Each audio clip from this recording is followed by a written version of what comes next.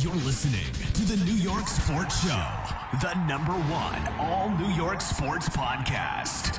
Hosted by Dominic Konareski. Daniel Jones said in a press conference earlier that he is 100% healthy and is expected to be ready once training camp starts, but just because he's healthy does not mean he's going to play. Look, the Giants, $140 million man, has made that contract look to be one of the worst ever dished out, not only in New York Giants history, but possibly even the history of the entire NFL. We've seen bad contracts. Daniel Jones is the cherry on the top. And with that, you have the Giants going into training camp with 3 active quarterbacks before the NFL draft, at least.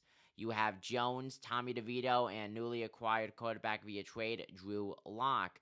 Now, it is expected, though, that the Giants will draft a quarterback this upcoming draft. So unless any moves are made post-draft, the Giants could be possibly going into training camp with 4 active quarterbacks. With 3, you could even argue 4 if you include DeVito in that mix, who the Giants have been 50-50 on this offseason. There's talks about them getting rid of him, they're over him, they don't want no quarterback controversy, and then there's other talk saying, yeah, he's going to be with the team for at least the end of the contract that he signed as an undrafted free agent. Nevertheless, if the Giants go out and draft a guy that they've had their eyes on, like J.J. McCarthy, I would expect McCarthy or whoever they draft in the first or second round, if it's a quarterback, to be their starter. I don't really think that Drew Lock could give Daniel Jones any true competition, but at the same time, he did kind of outperform Geno Smith, in my opinion. I think Drew Lock could be a starter, and especially with the Giants. I think Daniel Jones' days, at least as a full-time starter, they're over with. They're done with. It's just a matter now of how much do the New York Giants like Daniel Jones. And you could argue, well, he's on this massive contract. They have to play him. If not, it's wasted money. And in a way, I do agree with that. But also, looking at what's better for the team, it's not the path of Daniel Jones.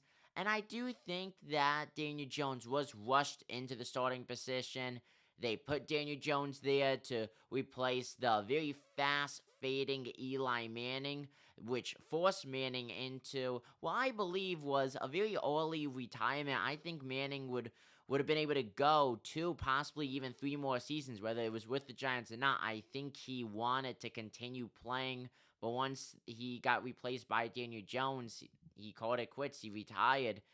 But the issue is with that, Daniel Jones had no true mentor then after that rookie season. We don't know how much Eli Manning helped him, but nevertheless, after Manning retired, it was Jones's team.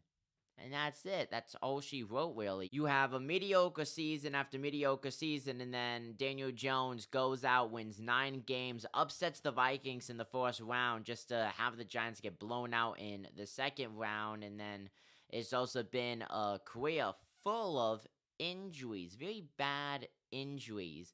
He's coming off of an ACL tear. That's nothing light, and he's had neck injuries as well. This has not been a good NFL career for Jones, and with that, the Giants have suffered massively.